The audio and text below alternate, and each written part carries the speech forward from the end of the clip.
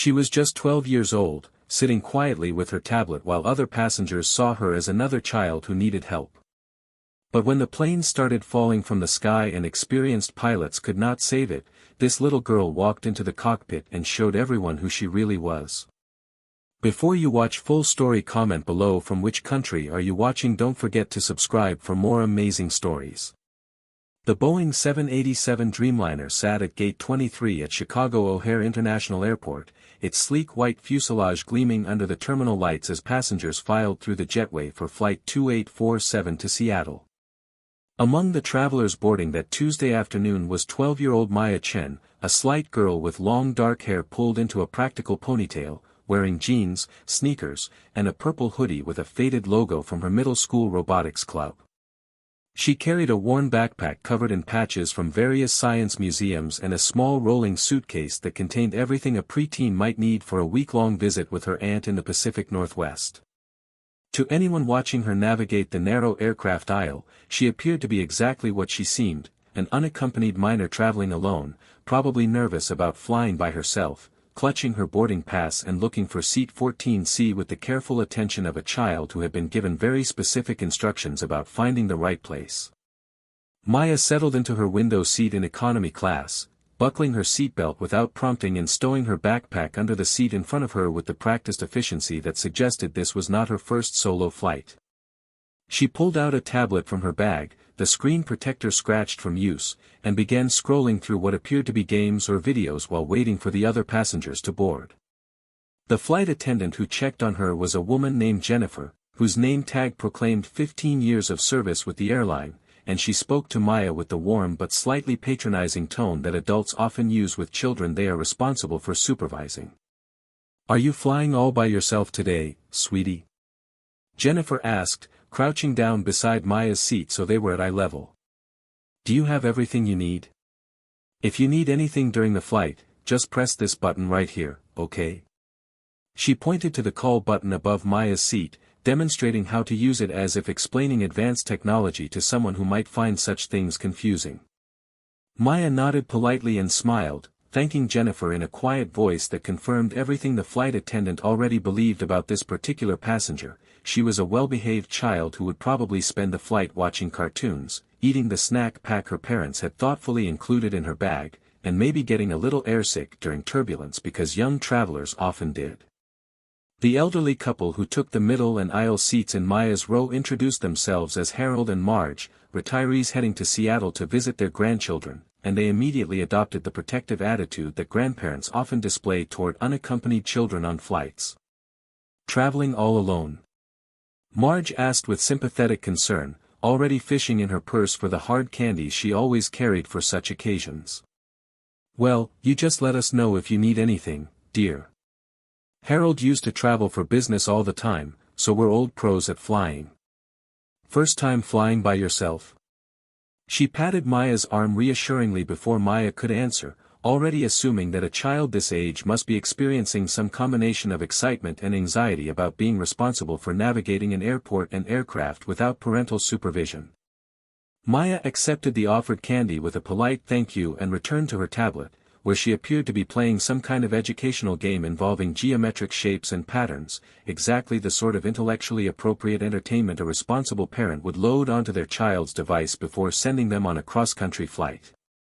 What no one on Flight 2847 knew, what even the experienced pilots in the cockpit could not possibly have suspected as they ran through their pre-flight checklist, was that Maya Chen possessed aviation knowledge that would have impressed veteran military pilots and emergency response coordinators. Her father, Captain James Chen, had been an Air Force test pilot who flew experimental aircraft at Edwards Air Force Base until his death in a training accident 3 years earlier, an incident that had devastated Maya but also crystallized her determination to understand every aspect of the profession that had defined her father's life and ultimately claimed it. In the years since losing him, Maya had transformed grief into obsessive study, spending thousands of hours on professional flight simulation software that her father's former colleagues had helped her access, programs that recreated not just normal flight operations but catastrophic emergencies that most commercial pilots would never encounter in entire careers. She had absorbed technical manuals written for Air Force pilots, studied accident investigation reports from the National Transportation Safety Board with the intensity of a graduate student, and learned emergency procedures from her father's training materials that went far beyond anything taught in civilian aviation schools. Her mother, a software engineer who worked long hours, had initially encouraged this interest as a healthy way to process grief and honor her father's memory, never quite realizing that her 12-year-old daughter had acquired technical expertise that rivaled some professional pilots, knowledge gained through combination of inherited aptitude, unlimited access to advanced training materials, and the kind of focused dedication that only someone trying to stay connected to a lost parent could maintain. The flight pushed back from the gate on schedule at 2:45 p.m., and Captain Robert Harrison and First Officer Sarah Mitchell began the familiar routine of taxiing toward runway 28R for departure. Harrison, a silver-haired veteran with 28 years of commercial aviation experience, had logged over 15,000 hours in various Boeing aircraft and had the calm confidence of someone who had seen everything civilian flying could offer. Mitchell, younger at 34 but already a highly respected first officer with 6,000 flight hours, handled the radio communications with ground control as they navigated the complex taxiway system at one of America's busiest airports. Neither of them gave any thought to the unaccompanied minor in seat 14C, beyond the routine notation in their passenger manifest that they had a child traveling alone who would need supervision during any emergency evacuations. To them, as to everyone else aboard, Maya was simply another passenger, distinguished only by her age and the minor administrative requirements that came with transporting unaccompanied minors. The takeoff was smooth and routine, the kind of departure that happens thousands of times daily across America's vast network of commercial flights, with passengers barely looking up from their phones and tablets as the aircraft accelerated down the runway and lifted into the gray November sky above Chicago. Maya watched through her window as the city fell away beneath them, the familiar geometry of streets and buildings shrinking into abstract patterns while the 787 climbed through scattered clouds toward its cruising altitude of 37,000 feet. She had her earbuds in and appeared to be watching a movie on her tablet, occasionally accepting the juice and cookies that Jennifer brought around during the initial service, behaving exactly as the flight crew expected a preteen passenger to behave on a routine afternoon flight to Seattle. The first 2 hours of the flight passed without incident, the aircraft following its programmed route over Iowa and South Dakota while passengers read, napped, worked on laptops, or watched entertainment on the seatback screens. Harold dozed beside Maya while Marge worked on a crossword puzzle, occasionally asking Maya simple questions about school and her visit to Seattle, the kind of casual conversation adults make with children to be friendly without really expecting particularly interesting responses. Everything changed at 4:47 p.m., when Flight 2847 was cruising over the remote wilderness of Montana, more than 300 miles from the nearest major airport. The first indication of trouble was a sound that experienced pilots learned to dread, a loud bang from somewhere in the airframe followed by immediate violent shuddering that shook the entire aircraft. In the cockpit, multiple warning lights illuminated across the instrument panel simultaneously, accompanied by urgent audible alerts that indicated critical system failures. Captain Harrison's hands moved instinctively to the controls as he felt the aircraft lurch sickeningly to the right, but instead of responding normally to his inputs, the 787 continued its uncommanded roll while the stick shaker activated, warning of an impending stall despite the fact that they were at cruising altitude and speed.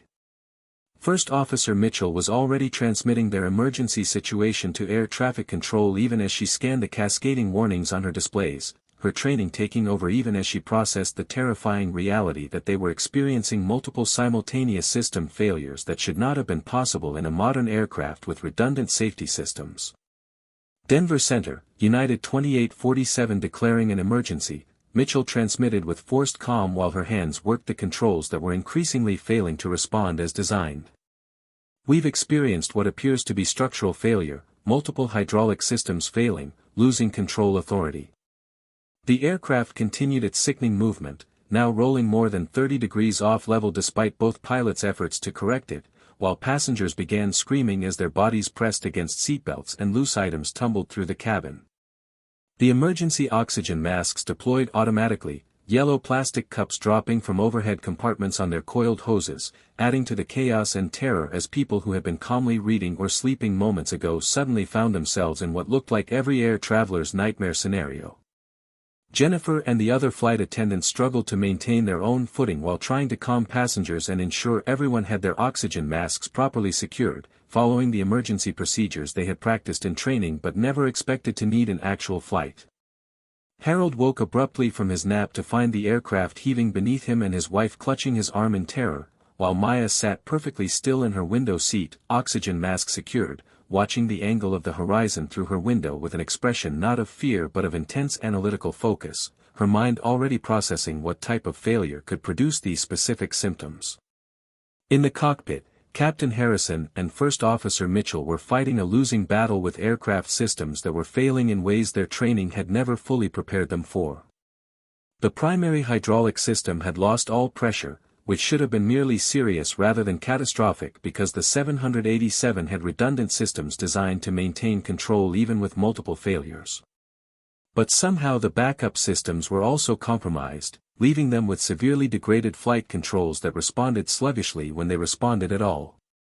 The electronic flight control system was showing multiple fault codes that Harrison had never seen in his entire career, red warning messages cascading across the primary flight display faster than he could read them.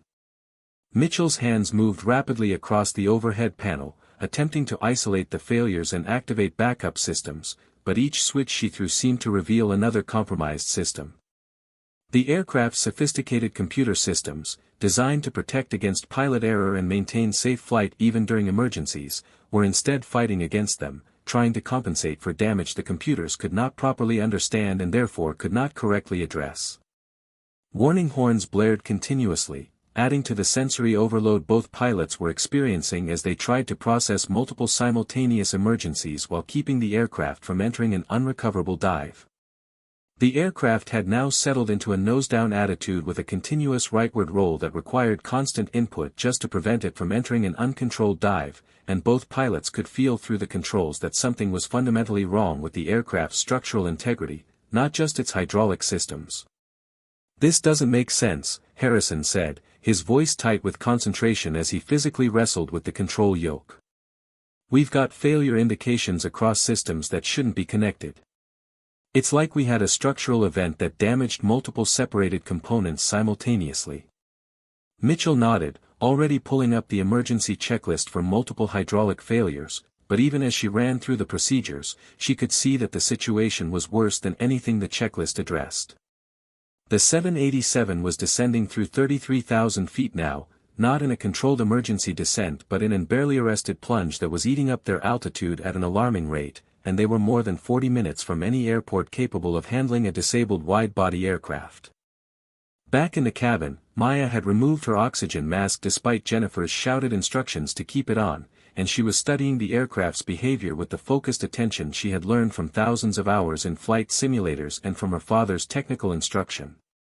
The specific combination of lateral instability, control sluggishness, and asymmetric response told her something that the pilots in the cockpit had not yet fully grasped. This was not just a hydraulic failure but probable damage to the horizontal stabilizer or elevator control surfaces, possibly combined with partial failure of the fly-by-wire system that translated pilot inputs into control surface movements. She had seen this exact scenario in advanced emergency simulations, situations designed to challenge experienced military pilots by combining multiple low-probability failures into scenarios that required unconventional thinking and techniques not covered in standard operating procedures. Her father had made her practice these nightmare scenarios repeatedly, explaining that real emergencies rarely presented as clean, simple problems but instead combined multiple failures in ways that demanded creative problem-solving and willingness to abandon conventional approaches when conventional techniques proved inadequate. Maya unbuckled her seatbelt and stood up despite the aircraft's violent movements, ignoring Marge's protests and Jennifer's attempts to order her back into her seat. She made her way forward through the chaos of the cabin, moving with surprising stability despite the floor pitching beneath her feet, using techniques her father had taught her for moving through an aircraft during extreme turbulence. She reached the cockpit door, which should have been locked according to Post 9/11 security protocols, but the emergency had caused one of the flight attendants to open it when checking on the pilots, and it had not been properly resealed in the chaos. Maya pushed through into the cockpit without announcing herself, and both Captain Harrison and First Officer Mitchell turned in shock to see a child entering their flight deck during the worst emergency of their professional careers. "Get her out of here!" Harrison shouted to the flight attendant who appeared behind Maya, trying to pull her away, but Maya's voice cut through the chaos with unexpected authority. "You have asymmetric elevator damage combined with partial hydraulic failure," Maya said, her child's voice somehow carrying absolute certainty despite her youth. "Your inputs are creating adverse feedback through the damaged surface. You need to reduce your control inputs by approximately 60% and use differential throttle to assist directional control instead of relying on damaged hydraulics." Harrison stared at her in complete incomprehension, unable to process why a child was speaking to him in technical language that most civilians would not understand, but Mitchell, who was slightly quicker to set aside her shock, registered what Maya had actually said. "What are you talking about?" the first officer demanded, her hands still working the controls that were barely keeping them from entering an unrecoverable dive.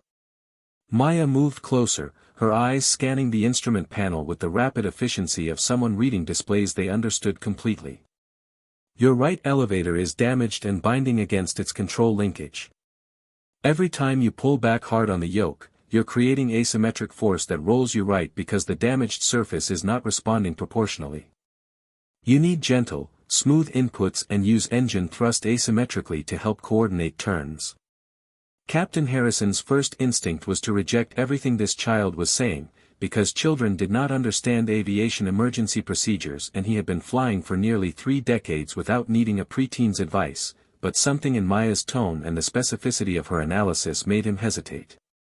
Mitchell was staring at the control position indicators on her display, and what Maya had said suddenly made terrible sense of what they had been experiencing.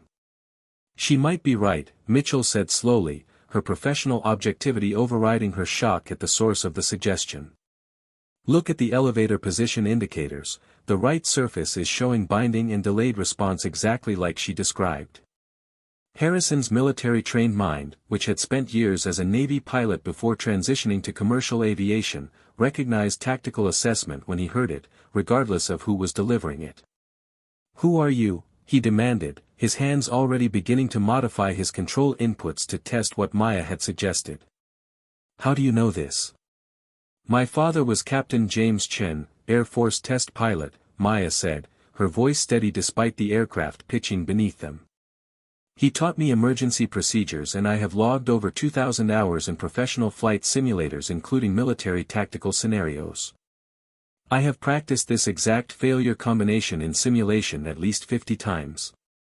The specificity of her claim, combined with the fact that gentler control inputs were actually producing more coordinated aircraft response exactly as she had predicted, convinced both pilots faster than they would have thought possible. Harrison eased back on his aggressive control inputs, instead applying smooth, gradual pressure while simultaneously advancing the left engine slightly to counteract the rightward roll, and to his amazement the aircraft's behavior immediately improved, the violent shuddering reducing to more manageable oscillations. "This is impossible," he muttered, even as he continued following the technique Maya had described. "This is actually working." Mitchell was already pulling up new emergency checklists, but Maya spoke again before she could start reading through procedures. "Standard checklists will not help you because they do not account for combined structural and hydraulic failures of this nature. You need to treat this as a test pilot scenario using asymmetric thrust and minimal control surface deflection to maintain controlled flight until landing." The next 15 minutes represented some of the most intense coordination in commercial aviation history, as 2 experienced professional pilots found themselves taking instruction from a 12-year-old passenger who somehow possessed exactly the knowledge they needed to survive. Maya stood between the pilot seats, her small frame braced against the center console, calling out specific techniques and adjustments as the aircraft descended through thinner air toward the mountains of Montana below. "Watch your pitch attitude," she said as Harrison struggled with the controls. "You're overcorrecting.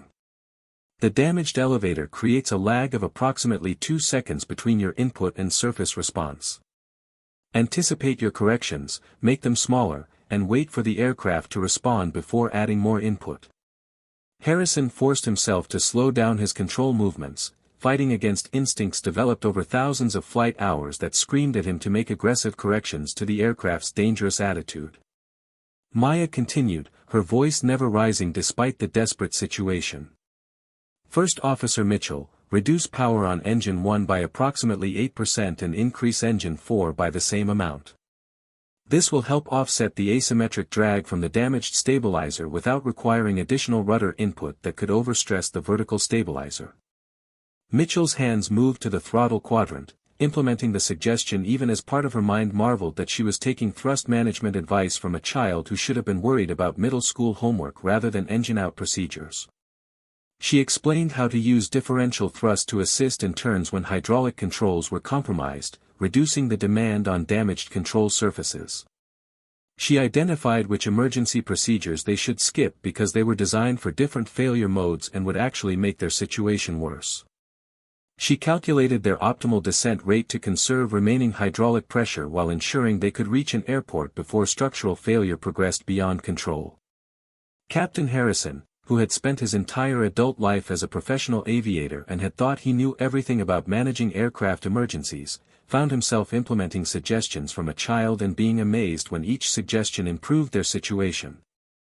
Great Falls International is your nearest suitable runway, Maya said, studying the navigation display as if she had been reading such instruments her entire life.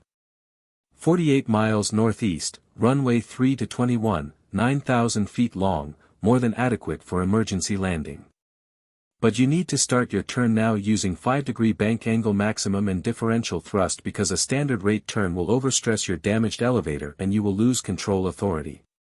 Mitchell was already communicating with air traffic control, declaring their intention to divert to Great Falls while emergency crews were scrambled to prepare for their arrival, and she found herself repeating Maya's technical analysis to explain their situation to controllers because the child's assessment was more accurate than anything the flight crew could have articulated. The turn toward Great Falls was agonizingly slow, the aircraft responding sluggishly to the gentle inputs Harrison applied while varying thrust between engines to help coordinate the turn, but it worked exactly as Maya had predicted, and they rolled out on the extended centerline for runway 21 while still 25 miles from the airport. The approach to Great Falls International Airport was unlike anything either professional pilot had ever attempted, a careful choreography of minimal control inputs and precise throttle management that kept the damaged aircraft controllable while bleeding off altitude and airspeed at a rate that would position them for landing. Maya continued her commentary throughout, suggesting specific techniques and warning them about potential control responses before they occurred, her knowledge base drawn from her father's military experience with damaged aircraft and her own extensive simulator training. You will experience increased roll tendency below 10,000 feet as air density increases, she explained as they descended through 15,000 feet. Compensate with slightly more right engine thrust but do not increase control surface deflection because the binding will worsen at higher dynamic pressure. Harrison followed her instructions precisely, no longer questioning where a child had learned such things but simply grateful that someone aboard understood what they were facing. The passengers in the cabin, many of whom were praying or crying or clutching loved ones as the aircraft descended toward the mountains with emergency equipment visible on the ground below, had no idea that their survival depended on a 12-year-old girl who should have been doing homework or playing video games but instead was coordinating the emergency response that their professional pilots alone could not have managed. Great Falls International Airport stretched below them now, its single long runway lined with emergency vehicles whose flashing lights were visible even in daylight, fire trucks and ambulances positioned to respond to what everyone assumed would be a catastrophic crash landing. Maya studied the approach angle and airspeed through the cockpit windows with analytical focus that seemed disconnected from any fear or awareness that she herself was in mortal danger.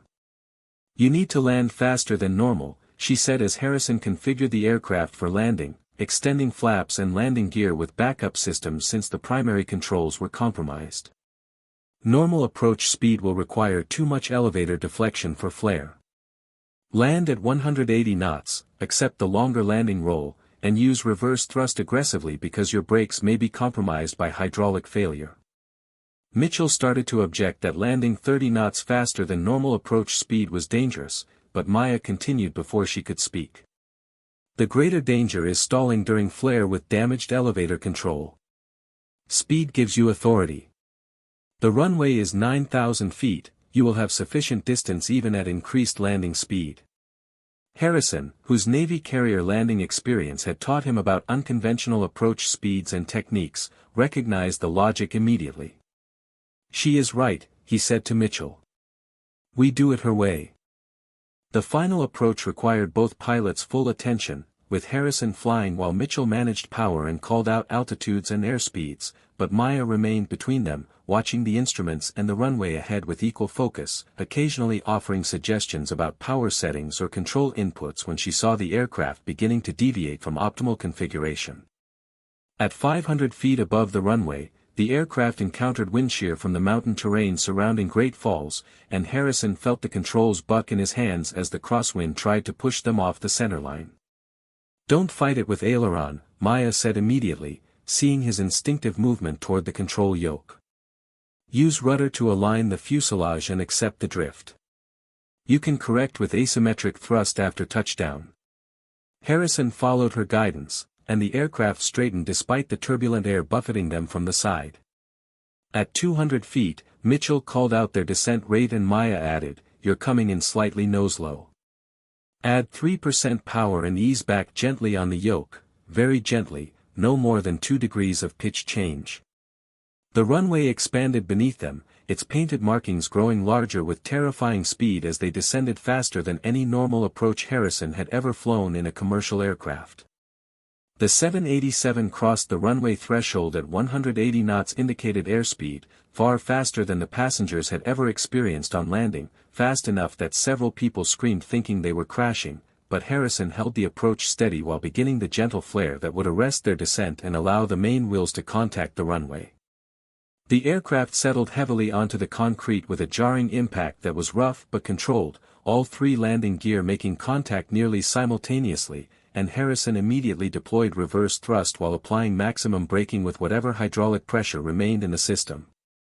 The aircraft rolled down runway 21 with emergency vehicles racing alongside, covering over 6,000 feet before finally decelerating enough for Harrison to steer it onto a taxiway where it came to rest with smoke rising from overheated brakes and hydraulic fluid leaking from damaged systems. For several seconds, the cockpit was silent except for the sound of both pilots breathing heavily, the adrenaline that had sustained them through 30 minutes of crisis management now leaving them shaking with delayed reaction. Through the windscreen they could see emergency personnel racing toward the aircraft, firefighters in protective gear preparing for the worst even though the landing had been successful. Harrison's hands were trembling on the control yoke, and he realized he was still gripping it with white-knuckled intensity despite the fact that they were safely on the ground. Mitchell had tears streaming down her face, the professional composure she had maintained throughout the emergency finally breaking now that survival was assured. Maya stood quietly beside them, her small hand still braced against the center console, watching through the windscreen as emergency responders surrounded the aircraft and began preparations to evacuate passengers. Harrison turned in his seat to look at her fully for the first time since she had entered the cockpit, seeing not a child now but someone who had just demonstrated knowledge and composure that exceeded his own decades of experience. "Who taught you all of this?" he asked, his voice hoarse with exhaustion and emotion. "My father," Maya said simply. "Before he died, he made me promise that I would learn everything he knew about flying, including how to handle emergencies that most pilots never face. He said that real pilots needed to know more than just standard procedures because real emergencies do not follow textbook scenarios." Mitchell was staring at Maya with something approaching awe, trying to reconcile the child's appearance with the expertise she had just demonstrated. "How old are you?" the first officer asked, though the question seemed almost absurd given what they had just witnessed. 12, Maya answered. "I turn 13 next month." The evacuation of Flight 2847 was orderly and complete, with passengers sliding down emergency exits onto the tarmac where EMTs waited to check for injuries, but miraculously no one had been seriously hurt beyond bruises and emotional trauma. As people gathered in the terminal building, wrapped in blankets and reuniting with family members who had been frantically called about the emergency, the story began to emerge about what had happened in the cockpit during the crisis. Jennifer and the other flight attendants, who had seen Maya enter the flight deck and had heard fragments of the technical discussion, shared what they had witnessed, and within hours the entire airport knew that a 12-year-old unaccompanied minor had somehow helped professional pilots save a crippled aircraft. Harold and Marge, who had spent the flight worrying about the quiet child in the window seat and offering her hard candy as if that was what she needed, could barely comprehend that the same girl had been coordinating emergency procedures that saved their lives. News crews arrived at the airport within hours, and Maya found herself surrounded by reporters who wanted to know how a middle school student had known more about aviation emergencies than experienced commercial pilots, but she answered their questions with the same calm competence she had shown in the cockpit, explaining her background and training without boasting or seeming to fully grasp how extraordinary her actions had been. The National Transportation Safety Board launched an immediate investigation into the incident, and preliminary findings revealed that Flight 2847 had experienced an extremely rare combination of failures triggered by a manufacturing defect in a structural component that had caused partial separation of the right horizontal stabilizer, which then led to cascading hydraulic failures as control linkages were damaged. The specific combination of failures had never been documented in civilian aviation and had occurred in a way that standard emergency procedures were not designed to address. When NTSB investigators interviewed Captain Harrison and First Officer Mitchell, both pilots were unequivocal in their assessment that without Maya Chen's intervention, they would not have understood the true nature of their emergency and could not have maintained controlled flight long enough to reach any airport. The recording from the cockpit voice recorder, which captured every word Maya had spoken during the emergency, became required listening at aviation safety conferences as an example of how unconventional knowledge sources and willingness to accept guidance from unexpected quarters could mean the difference between survival and catastrophe. Several military test pilots who reviewed the incident agreed that the techniques Maya had suggested were exactly what they would have recommended for that specific failure combination, recognizing in her analysis the influence of her father's Air Force experience with damaged aircraft. Maya returned to Chicago 3 days later, after giving statements to investigators and speaking with aviation safety experts who wanted to understand her training and knowledge base, and she resumed her normal life as a 7th grader at her suburban middle school where her teachers and classmates struggled to reconcile the international news story with the quiet student who turned in homework and participated in robotics club.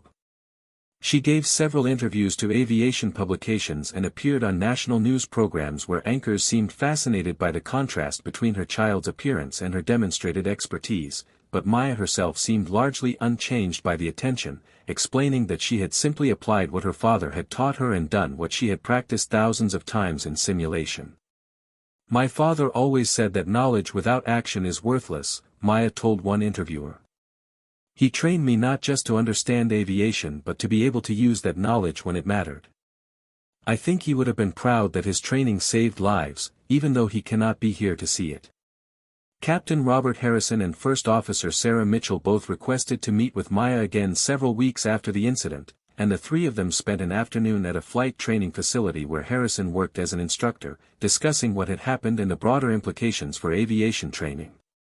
Harrison told Maya that her intervention had made him realize that conventional training, while comprehensive for normal operations and standard emergencies, did not adequately prepare pilots for truly unusual failure combinations that fell outside the envelope of typical scenarios. Mitchell, who was pursuing her captain upgrade training, said that Maya's example had inspired her to seek additional training in test pilot techniques and emergency management beyond what commercial aviation normally required. Both professional pilots told Maya that she possessed a rare gift for analytical thinking under pressure and that if she chose to pursue aviation as a career, she would undoubtedly become an exceptional pilot. Maya thanked them but said she was still deciding what she wanted to do with her life, though she knew she would always maintain her aviation knowledge because it kept her connected to her father's memory and honored his belief that understanding how to handle aircraft emergencies was responsibility that came with privilege of flight. The Federal Aviation Administration reviewed the incident and updated several emergency procedures based on what had been learned from Flight 2847, incorporating techniques for combined structural and hydraulic failures that Maya's analysis had highlighted as gaps in current training protocols. The airline that operated the flight sent Maya a formal letter of commendation and offered her a standing invitation to visit their training facility and meet with their pilot training staff, though company lawyers carefully avoided any implication that their pilots had been inadequate in any way. Several aviation organizations invited Maya to speak at conferences, and she accepted a few of these invitations, standing at podiums designed for adults and explaining to rooms full of professional pilots how her father's military experience had influenced her understanding of aircraft systems and emergency management. She always emphasized that conventional training was essential and valuable but argued that aviation safety would benefit from exposing pilots to more unconventional scenarios that combined multiple failures in ways that standard procedures might not adequately address. Maya's story became part of aviation culture, referenced in flight schools and discussed in online forums where pilots debated what lessons should be drawn from an incident where a child had possessed exactly the knowledge professional aviators needed. Some older pilots initially dismissed the entire incident as exaggerated by media sensationalism, unable to accept that someone so young could have genuinely contributed to resolving a serious emergency, but the cockpit voice recordings and formal statements from multiple credible witnesses made denial impossible. The story raised questions about how aviation expertise was developed and validated, challenging assumptions about the relationship between age, experience, and knowledge. Several flight training organizations began developing programs to expose pilots to more diverse emergency scenarios, explicitly citing the Flight 2847 incident as an example of why broader training was necessary. Military aviation officials who had known Maya's father reached out to her mother, expressing their pride that James Chen's teaching had produced such remarkable results and offering support for Maya's continued education in aviation if she chose to pursue that path. For Maya herself, the incident eventually faded from daily awareness as media attention moved on to other stories and her life returned to normal routines of school, homework, and weekend simulator sessions where she continued to practice emergency procedures and study aviation systems. She maintained contact with Captain Harrison and First Officer Mitchell, occasionally visiting them at their airline's training facility where she was treated as an honorary colleague despite her age. Her mother, who had initially been terrified upon learning that her daughter had entered an aircraft cockpit during an emergency, eventually came to understand that Maya's intervention had saved lives and represented the fulfillment of her late husband's legacy in ways none of them could have anticipated. Maya kept her father's photograph on her desk in her bedroom, along with his Air Force pilot wings and the letters of commendation from the NTSB and the airline.